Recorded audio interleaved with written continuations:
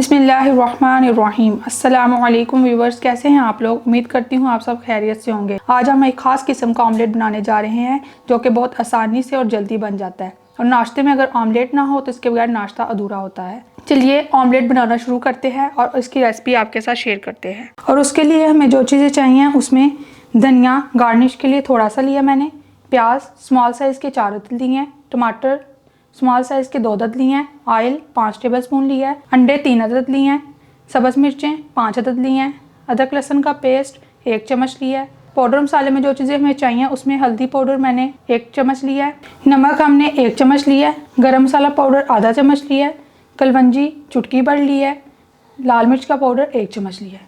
Sauce pan हमने चूल्हे पे रख लिया है। चूल्हे में हम आग जला लेते हैं। बिस्मिल्लाहिर्रहमानिर्रहीम। आग को हम मीडियम फ्लेम पर रखेंगे। सबसे पहले हम सॉस पैन में प्याज डाल लेते हैं जो कि हमने 4 अदद लिए थे। अब हम 2 मिनट के लिए प्याज़ों का पानी खुश्क कर लेते हैं। प्याज का पानी खुश्क हो जाएगा उसके बाद हम इसमें ऑयल डालेंगे। प्याज को 2 मिनट तक हिलाना है। अगर हम नहीं हिलाएंगे तो प्याज नीचे लग जाएगा और इससे हमारा ऑमलेट ख़राब हो जाएगा। प्याज का पानी हमने 2 मिनट तक खुश्क कर लिया है। अभी हम इसमें ऑयल डालेंगे जो कि मैंने 5 टेबलस्पून लिया था।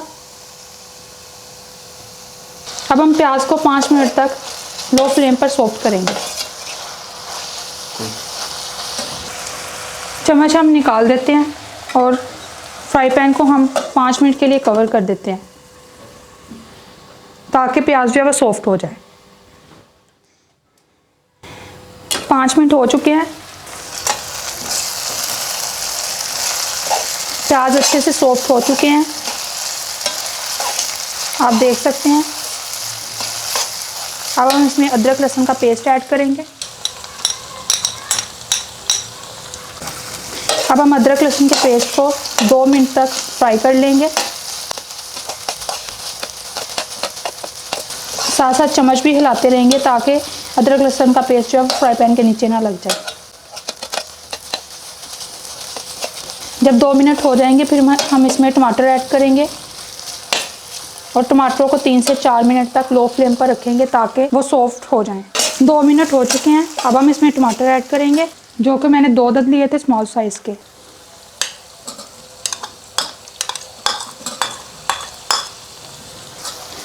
हम इसको अच्छी तरह मिक्स कर लेंगे। उसके बाद 3 से 4 मिनट तक इसको हम लो फ्लेम पर अच्छी तरह सॉफ्ट कर लेंगे। जब टमाटर अच्छी तरह सॉफ्ट हो जाएंगे फिर हम इसमें सब्ज़ मिर्चें ऐड करेंगे जो कि मैंने 5 अदद ली थी।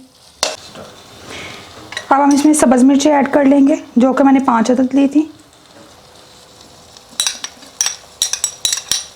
स्मॉल साइज़ में ली थी। अब हम इसको अच्छी तरह मिक्स कर लेंगे और 1 से 2 मिनट तक इसको मज़ीद फ्राई कर लेंगे। जब 1 से 2 मिनट हो जाएंगे फिर हम इसमें पाउडर मसाले ऐड करेंगे।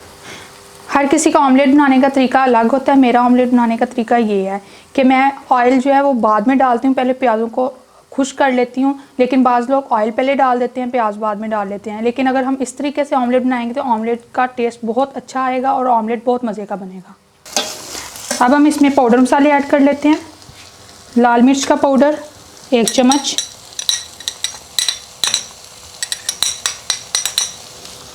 नमक 1 चम्मच,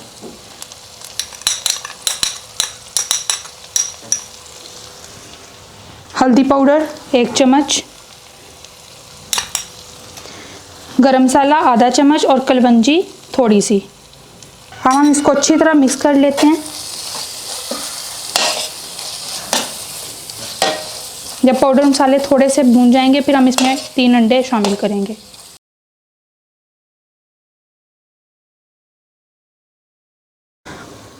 पाउडर मसाले डाले हुए 2 मिनट गुजर चुके हैं। अब हम इसमें 3 अंडे शामिल कर लेते हैं। अब हम इसको अच्छी तरह मिक्स कर लेते हैं और आग को हम तेज़ कर लेते हैं ताकि अंडा अच्छी तरह पक जाए।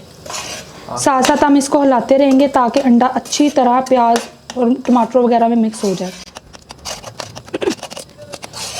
आप देख सकते हैं कि इसको बनाने में ज़्यादा टाइम भी नहीं लगा, झटपट से ऑमलेट तैयार हो गया। अब हम इसको मज़ीद 5 मिनट तक ऑमलेट जो है वो रेडी हो जाएगा।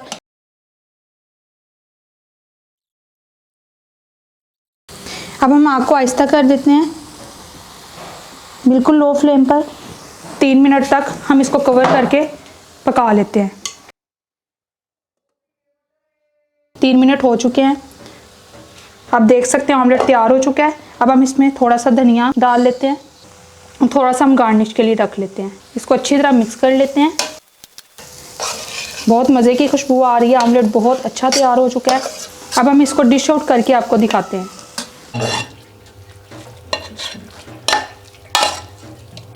हमारा ऑमलेट बनकर तैयार हो चुका है। आप भी इसको घर में ट्राई करें और मुझे कमेंट में ज़रूर बताएं कि आपका ऑमलेट कैसा बना।